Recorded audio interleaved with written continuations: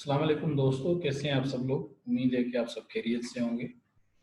तो teacher education में आपको एक दफ़ा फिर से खुशामदीद। आज का जो हमारा सेशन है, इस सेशन में हम पढ़ेंगे teachers professional development in Finland. तो जैसा कि आपको मालूम होगा कि फिनलैंड जो है वो नंबर 1 कंट्री है एजुकेशन में। तो इसलिए इस सेशन में हम पढ़ेंगे कि फिनलैंड में किस तरह से टीचर्स जो है डेवलपमेंट की जाती है, उनकी प्रोफेशनल डेवलपमेंट किस तरह से की जाती है। तो चलिए शुरू करते हैं हमारा आज का सेशन। तो सबसे पहले जो है वो हम देखते हैं आज के सेशन के ऑब्जेक्टिव्स। इस सेशन में हम जानेंगे teachers development system of Finland, तफसील से उसके बारे में जानेंगे। फिर साथ में यूरोपियन पॉलिसी है जो यूरोप ने डेवलप की है टीचर्स प्रोफेशनल डेवलपमेंट के ऊपर, उसके बारे में जानेंगे। फिर इस तरह से जो वेरियस फेजेस होते हैं जो टीचर्स प्रोफेशनल डेवलपमेंट है फिनलैंड में और यूरोप में, उनको भी हम देखेंगे, जिसमें प्री सर्विस टीचर एजुकेशन है और उसके बाद फिर टुवर्ड्स लॉन्ग लास्टिंग प्रोजेक्ट्स हैं ड्यूरिंग इन सर्विस ट्रेनिंग। और फिर तीसरा फेज भी जो स्कूल कम्युनिटी है ये, यानी crossing boundaries toward multi professional cooperation. उसके बाद फिर टीचर इवेल्यूशन का सिस्टम जो है वो भी हम देखेंगे, फिनलैंड का भी और दुनिया के कुछ और ममालिक हैं उनको भी हम वहाँ पे शामिल करेंगे। और फिर साथ में हम देखेंगे कि need for monitoring teacher quality, इसकी क्यों ज़रूरत है कि टीचर्स की क्वालिटी को मॉनिटर किया जाए, उसके बारे में भी जानेंगे। और साथ में फिर हम कंक्लूजन की तरफ बढ़ेंगे, जिसमें हम जो teachers professional development in Finland है उसका हम कंक्लूजन जानेंगे। तो चलिए शुरू करते हैं हमारा आज का सेशन। तो सबसे पहले फिनलैंड जो है, जैसा मैंने आपको पहले बताया कि नंबर 1 कंट्री है एजुकेशन में, आपको नज़र भी आ रहा होगा यहाँ पे। तो वहाँ पे जो टीचर्स प्रोफेशनल डेवलपमेंट है ये एक एक जारी और सारी अमल होता है, यानी टीचर्स की पूरी लाइफ में ये अमल जारी होता है।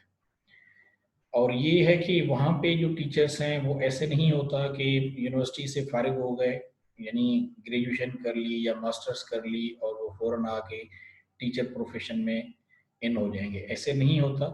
अगर कोई वहाँ पे टीचर बनता है फिनलैंड में तो सबसे पहले जो है उसको प्री सर्विस ट्रेनिंग दी जाती है, उसके जो प्रोफेशनल स्किल्स हैं वो डेवलप किए जाते हैं। यानी प्रोफेशनल डेवलपमेंट का एक फेज़ होता है, उस फेज़ में जो टीचर्स होते हैं फिनलैंड के, उनको वहाँ से गुज़रना लाज़मी होता है।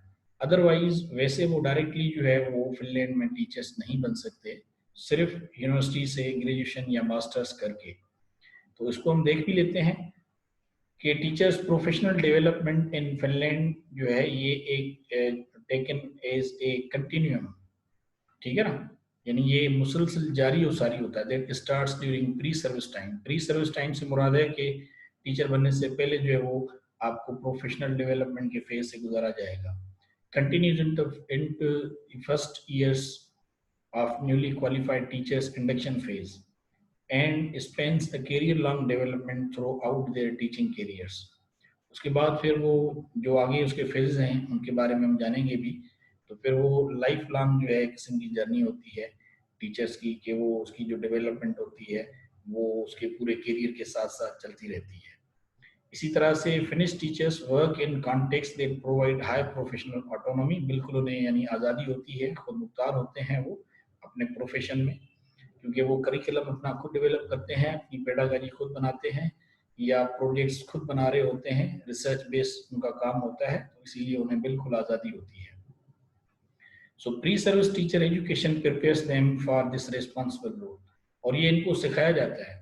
प्रोफेशनल ऑटोनॉमी जो है वो उनमें डेवलप की जाती है कि जिस तरह से मर्जी है वो पढ़ाएं, लेकिन जो भी वो पढ़ाएंगे वो उसके लिए रिस्पॉन्सिबल भी खुद ही होंगे।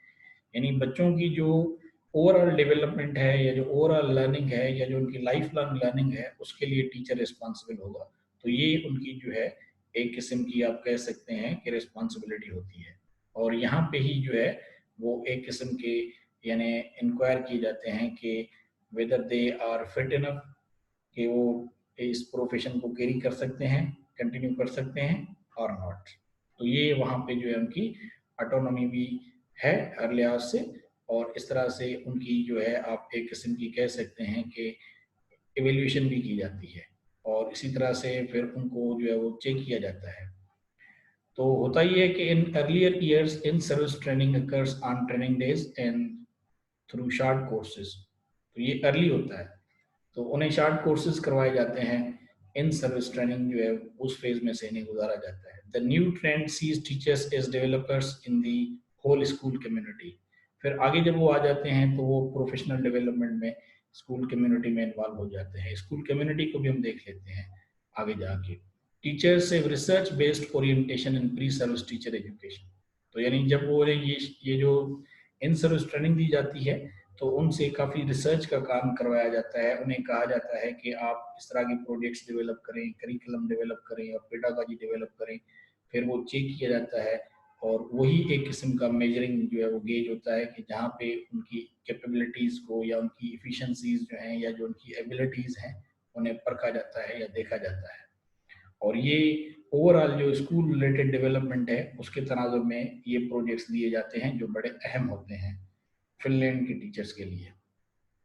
इसके बाद फिर यूरोपियन पॉलिसी है टीचर्स प्रोफेशनल डेवलपमेंट की, जो फिनलैंड में भी राइज है और साथ में यूरोप के और कंट्रीज में भी जो है वो राइज है।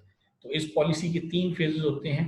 एक होता है कि यानी आपकी वहाँ पे फर्स्ट स्टेज होती है फिनलैंड में और वो प्री सर्विस ट्रेनिंग्स होती हैं। उसके बाद फिर सेकंड स्टेज आती है और ये एक किस्म का जो है बड़ा टफ या मुश्किल मरहला होता है।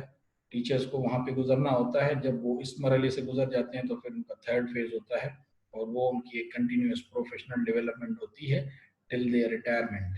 यानी वो एक किस्म के आप यूँ समझ लेंगे परमानेंट टीचर होते हैं और वो अपनी पूरी सर्विस फिर इस प्रोफेशन में यानी आ जाते हैं या उनको अपनी वो दे देते हैं पूरी ज़िंदगी इस प्रोफेशन को, क्योंकि अब वो प्रोफेशनल टीचर्स बन जाते हैं थर्ड फेज में या थर्ड स्टेज पे।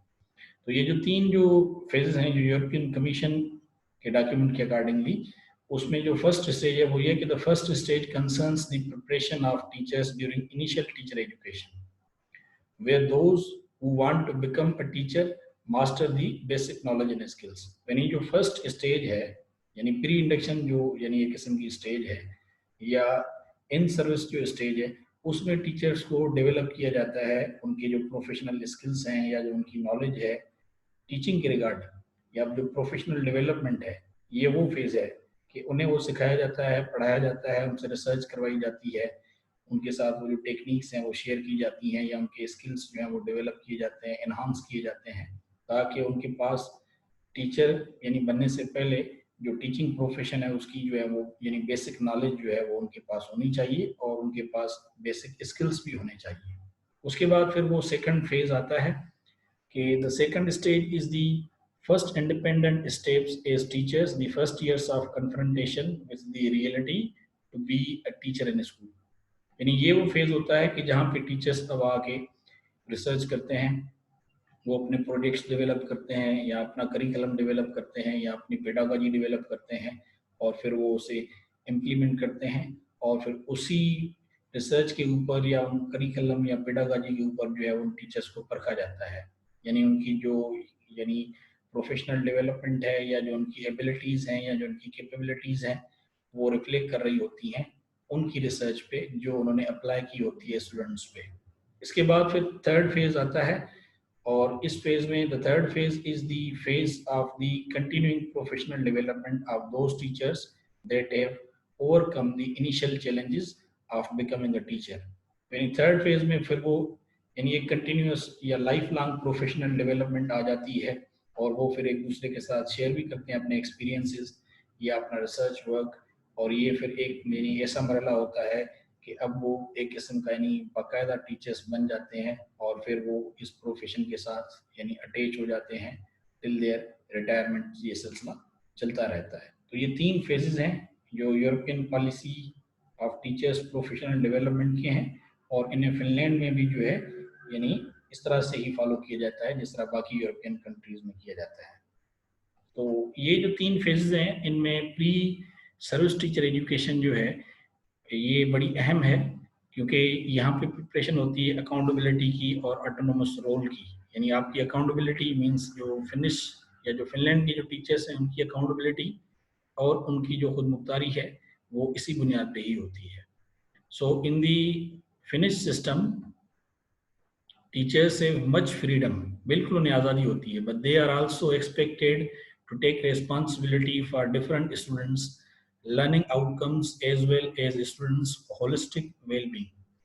तो जो उनकी यानी जो उनकी बिल्कुल फ्रीडम जो उनका होता है, जो ऑटोनोमस रोल जो उनका होता है, वो ये है कि जो मर्जी है वो जिस तरह का करिकुलम डेवलप करें, that is up to them. यानी वो बिल्कुल आज़ाद होते हैं, जो पेडागॉजी करिकुलम या जो प्रोजेक्ट्स डेवलप करते हैं वो कर लें, कोई उनमें कोई रुकावट नहीं होती। तो जो अकाउंटेबिलिटी की बात आती है, तो अकाउंटेबिलिटी उनको इस बेसिस पे ठहराया जाता है कि जो उन्होंने बच्चों को पढ़ाया है या जिस तरह से उन्होंने जो है वो बच्चों की लर्निंग की है, उसके क्या नताइज निकल रहे हैं, आउटकम्स क्या हैं, क्या स्टूडेंट्स की ओवरऑल डेवलपमेंट हो रही है, होलिस्टिक वेलबींग जो है वो हो रही है, यानी वो फिजिकली, मेंटली, इमोशनली वो ग्रो कर पा रहे हैं, वो समझ पा रहे हैं, या उनकी प्रॉपर लर्निंग हो रही है। इस बेसिस पे जो है वो फिनलैंड में टीचर्स की अकाउंटेबिलिटी की जाती है।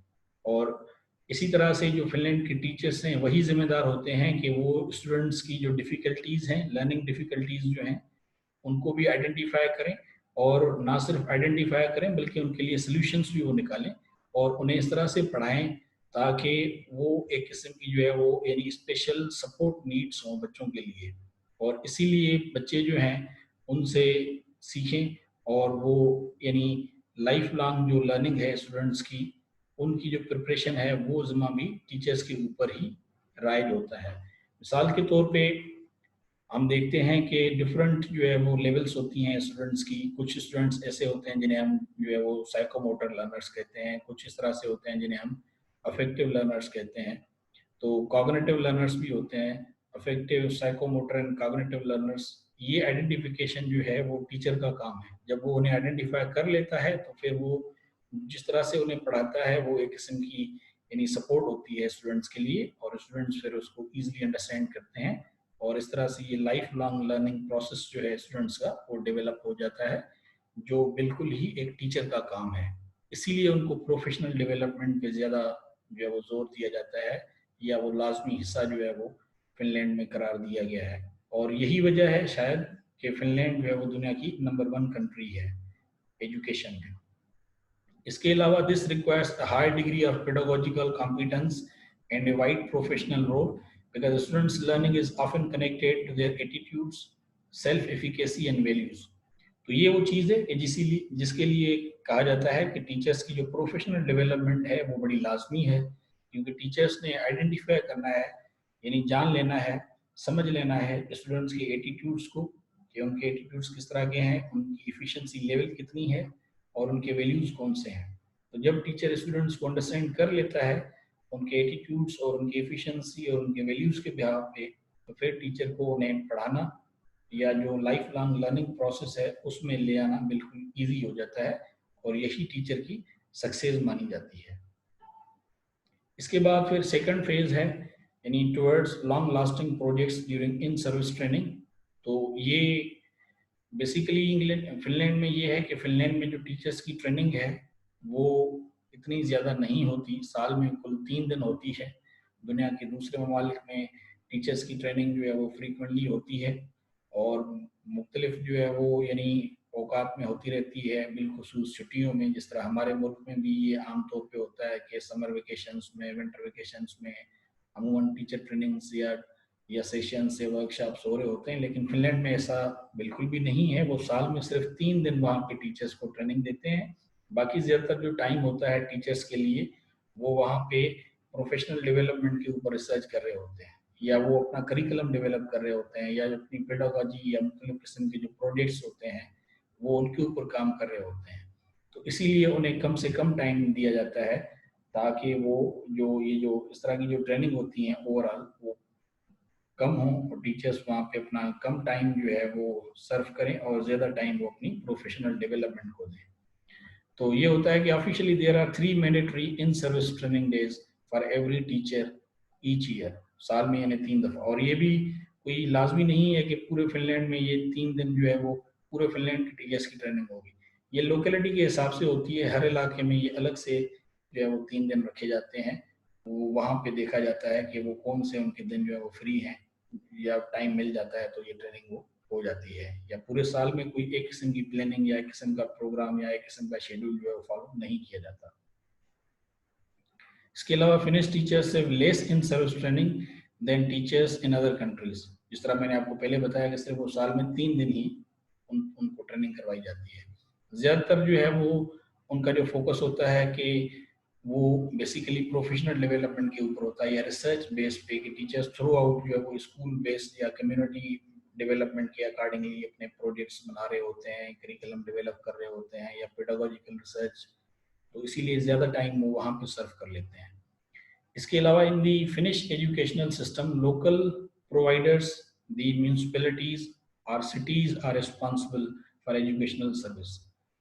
तो ये बड़ी एक अहम चीज़ है कि फिनलैंड में जो भी एजुकेशन के रिगार्डिंग नीड्स हैं या जो रिक्वायरमेंट्स हैं या जो उनकी फाइनेंसिंग है या जो उनकी स्ट्रक्चरिंग है, तो ये सारा जो है वो लोकल कम्युनिटीज़ का काम है या लोकल म्यूनसिपैलिटीज़ का काम है, या अगर हम लोकल गवर्नमेंट कहें तो भी ठीक होगा, वो ये नहीं करते हैं।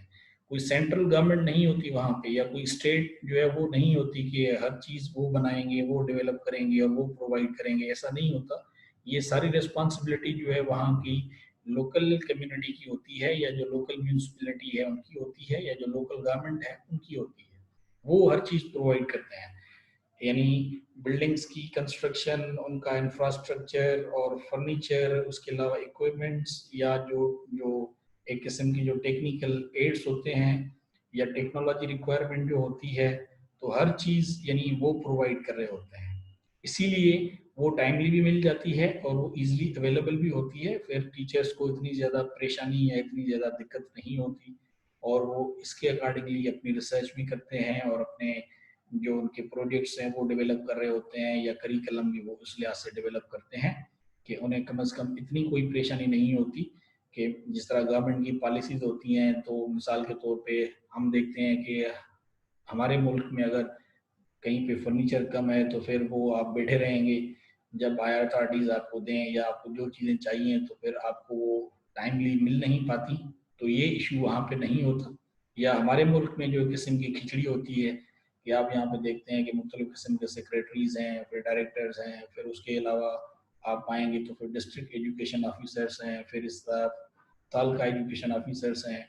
तो वो एक लंबी चौड़ी लिस्ट है कि ये वहाँ से वहाँ से वहाँ से वहाँ से फिर वहाँ से हो के आएगा, तो ऐसा नहीं होता वहाँ पे। वहाँ पे ये लोकेलिटीज़ जो हैं वो उनको प्रोवाइड करती हैं, म्यूनसिपल कॉर्पोरेशंस वगैरह हो गई हैं, लोकल गवर्नमेंट की सूरत में वो उन्हें प्रोवाइड करते हैं। तो यही वजह है कि फिनलैंड जो है वो एजुकेशनल यानी लेवल में इतनी एडवांस कंट्री है, और वो नंबर 1 कंट्री तो पहले से ही है, लेकिन वो उसे मेंटेन भी कर रहे हैं, बल्कि हर गुजरते दिन के साथ जो उनकी क्वालिटी ऑफ एजुकेशन है वो इंक्रीज हो रही है। इसके बाद फिर ये स्कूल कम्युनिटी, ये तीसरा फेज है, crossing boundaries toward multi professional cooperation. तो द स्कूल कम्युनिटी का मतलब वहाँ पे जो कम्युनिटी है, तो कम्युनिटी से मुराद के वहाँ पे इन्वॉल्वमेंट है, involvement of teachers, involvement of students, और सिमिलरली इन्वॉल्वमेंट ऑफ पेरेंट्स और इन्वॉल्वमेंट ऑफ लोकल कम्युनिटी। यानी वो टीम वर्क में या ग्रुप वर्क में बिलीव करते हैं, या आपने अगर पार्टनरशिप कह लें तो ओवरऑल इन्वॉल्वमेंट होती है। या यूं अगर हम कहें कि जो टीचर्स जो हैं वो इस तरह से अपने प्रोजेक्ट्स डेवलप करते हैं या जो अपना करिकुलम है वो डेवलप करते हैं या जो पेडागॉजी जो डेवलप करते हैं, तो उसमें जो स्टूडेंट्स हैं उनकी प्रैक्टिकल लर्निंग होती है।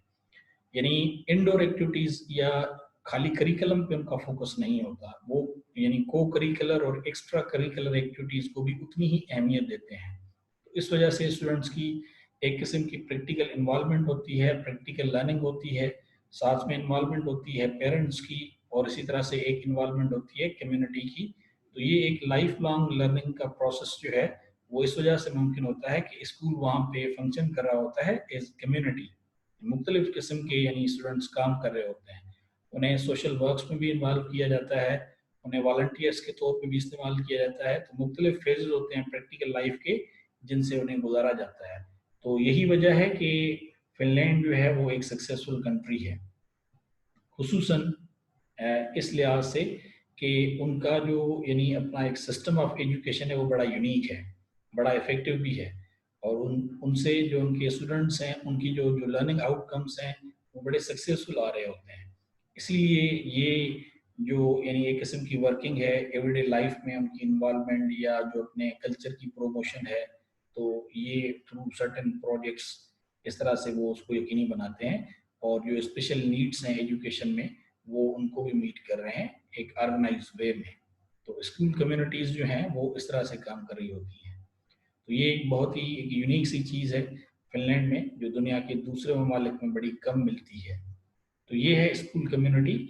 और यहाँ पे जो मल्टी प्रोफेशनल कोऑपरेशन है कि वो जो टीचर्स जो जो सर्टेन पेडागोजीज या जो करिकुलम या जो प्रोजेक्ट्स है वो डेवलप करते हैं, फिर वो शेयर भी करते हैं।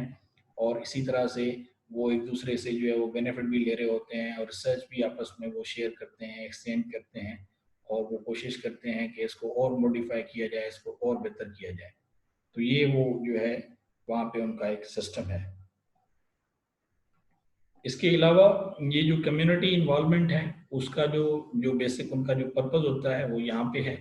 इसको हम जान लेते हैं कि in order to find new solutions for supporting new teachers, यानी वो एक किस्म के जो है वो यानी नए सॉल्यूशंस को फाइंड आउट करने के लिए जो खुसूसन नए आने वाले टीचर्स होते हैं कि उन्हें किस तरह से हेल्प करना है, उन्हें किस तरह से सपोर्ट करना है।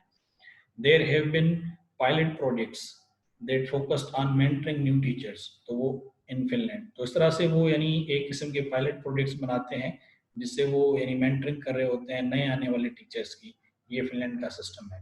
One project examined how to get the professional community to support all teachers, इस तरह से work and how to use group mentoring for facilitating new teachers development.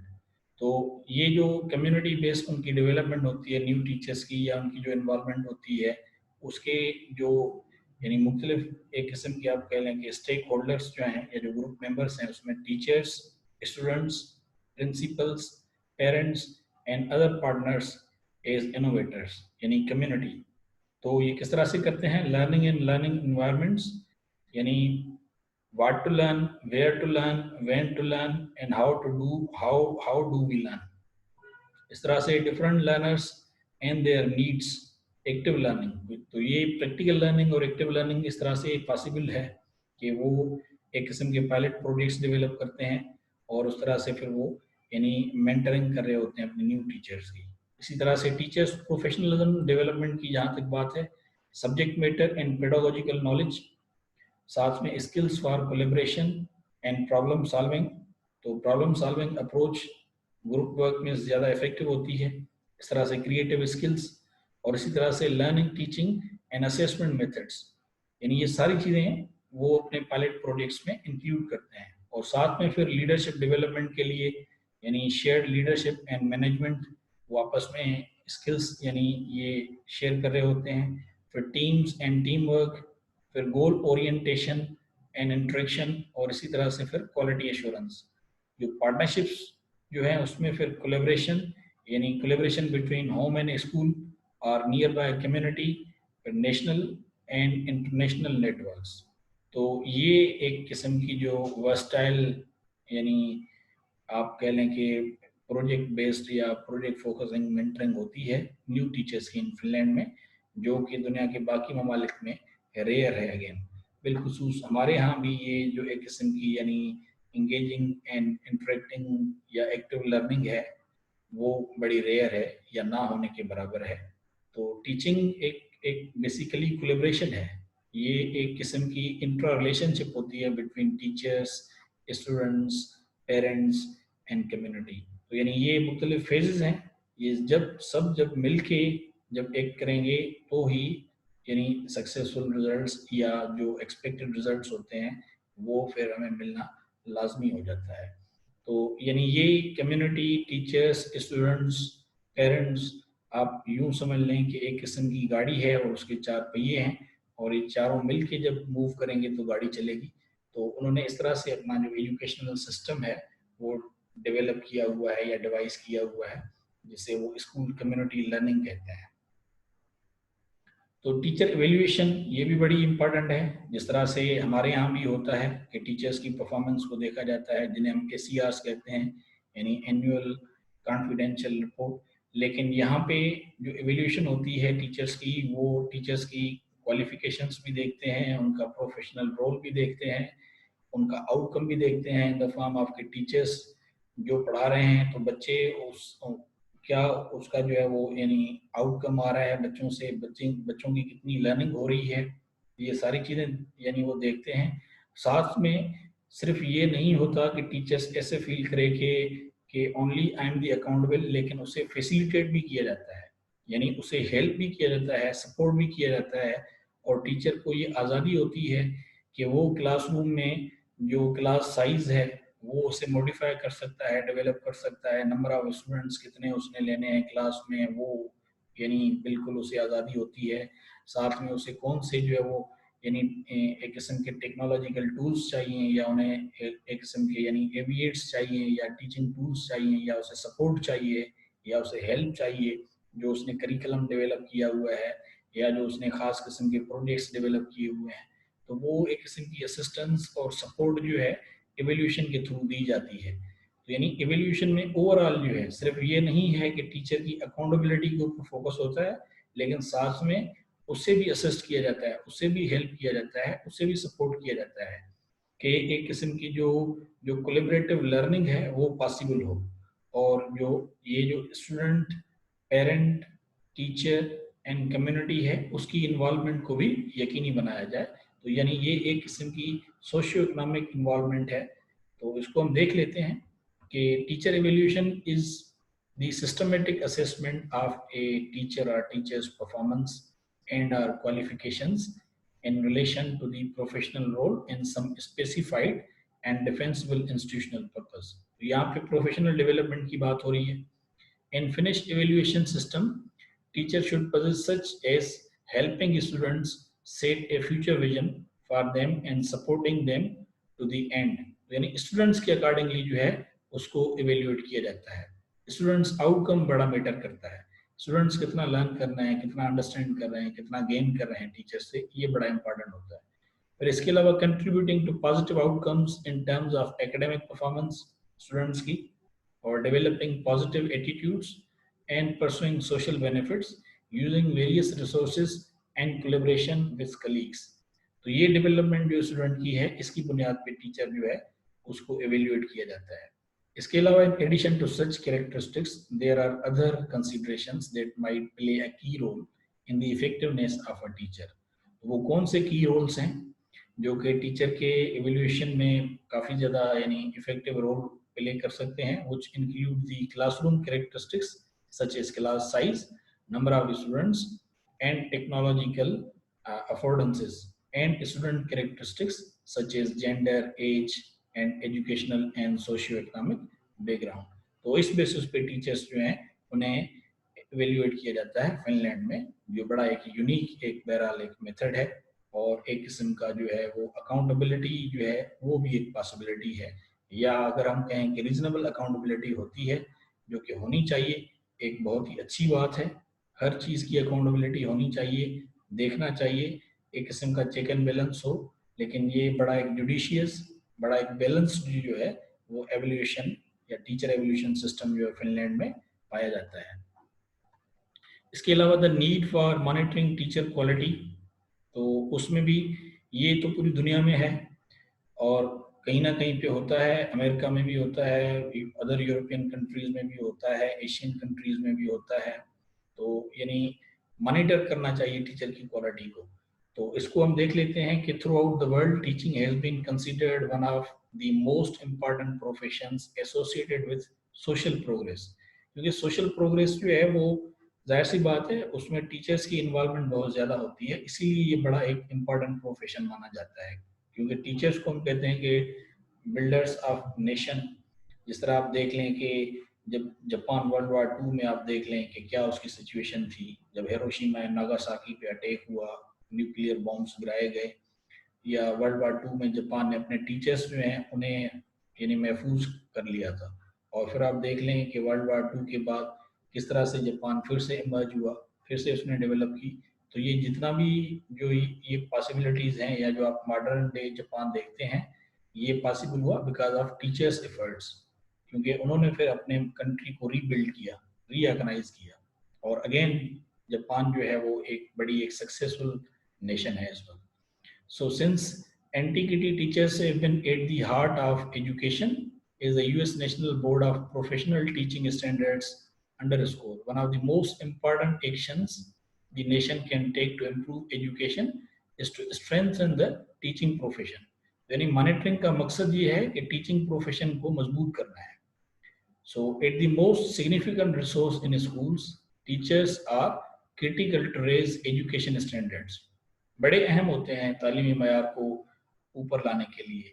Teachers का रोल बड़ा अहम है, इसीलिए उन्हें मॉनिटर भी करना चाहिए टीचिंग क्वालिटी को. उसे देखना चाहिए कि कहीं पे मसाइल तो नहीं आ रहे, कोई इश्यूज तो नहीं है, फिर उन्हें करेक्ट करना जो है वो इसलिए होता है लाजमी ताकि आपकी जो क्वालिटी ऑफ एजुकेशन है वो इम्प्रूव कर जाए. So improving the efficiency and equity of schooling depends in large measure on ensuring that teachers are highly skilled. ये लाजमी होना चाहिए. अगर टीचर्स जो है वो हाईली स्किल्ड नहीं होंगे तो क्वालिटी एजुकेशन पॉसिबल नहीं है. वेल रिसोर्स्ड यानी आपने उन्हें सफिशिएंट रिसोर्स प्रोवाइड किए हुए हैं. And motivated to perform at their best.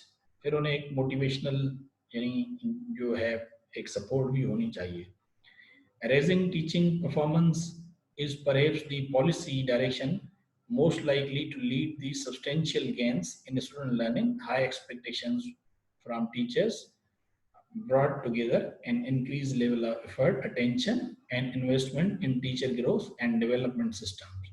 तो दुनिया में यानी वो क्रिटिकली इस चीज़ को मानते हैं कि एजुकेशन जो है वो आपकी ग्रोथ के लिए, आपकी डेवलपमेंट के लिए बड़ी अहम है. So without quality education, आप as a nation cannot develop or progress.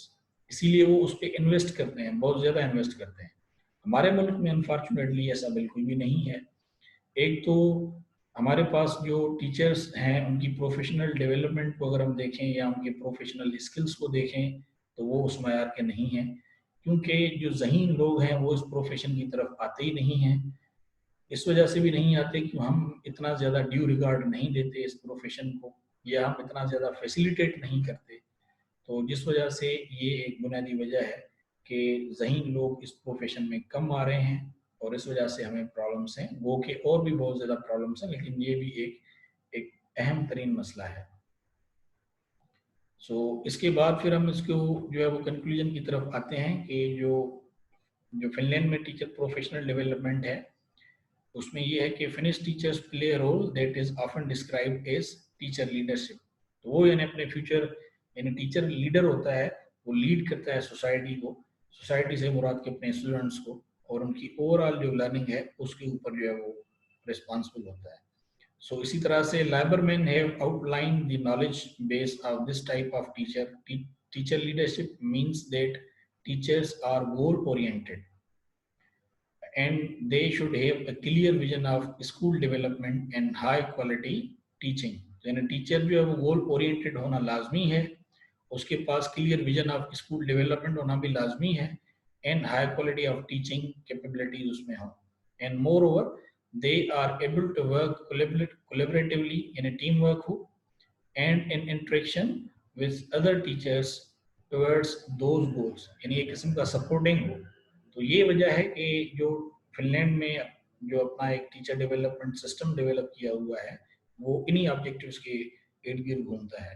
और यही वजह है कि वो मेंटेन भी करते हैं अपनी जो लेवल है कि they are the number 1 country in education. So teachers should be able to consume research based knowledge and have a thorough understanding of the teaching and learning process. देखिए रिसर्च की कितनी अहमियत है और साथ में टीचिंग एंड लर्निंग प्रोसेस की proper understanding की भी कितनी अहमियत है वहाँ पे. Needed to act as a curriculum specialist. Teacher ही करिकुलम स्पेशलिस्ट है. हमारे यहाँ क्या होता है, करिकुलम लिखने वाला कोई और है, उसको पढ़ाने वाला कोई और है, फिर उसको असिस्ट करने वाला कोई और है. यानी आप देखते हैं कि मिसाल के तौर पे मैं आपको मिसाल दूँ कि हमारे यहाँ जो करिकुलम बोर्ड्स हैं वो अलग से हैं, फिर पढ़ाने वाले टीचर्स हैं, फिर एग्जाम्स जब होते हैं तो असेसमेंट जो है वो उनके लिए अलग से बोर्ड्स हैं.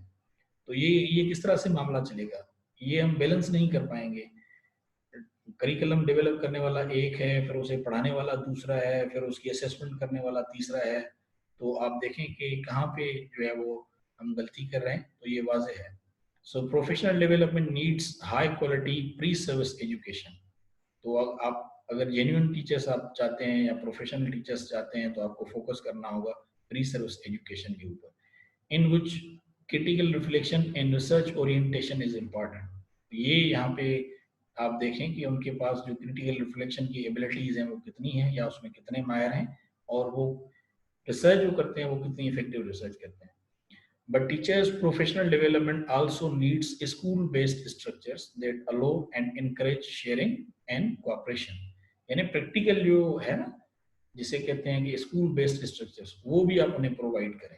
So school development can not be separated from teachers development.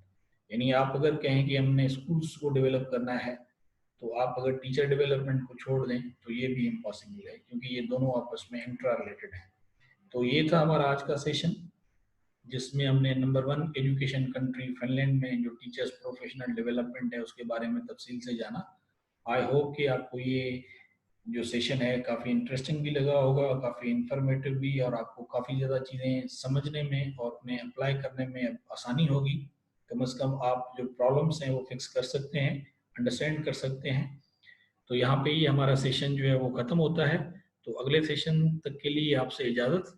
सो जाते जाते बस एक रिक्वेस्ट है छोटी सी, कि आप हमारे इस चैनल को ज़रूर सब्सक्राइब कर लें और कमेंट्स में आप अपने क्वेश्चंस लिख लें।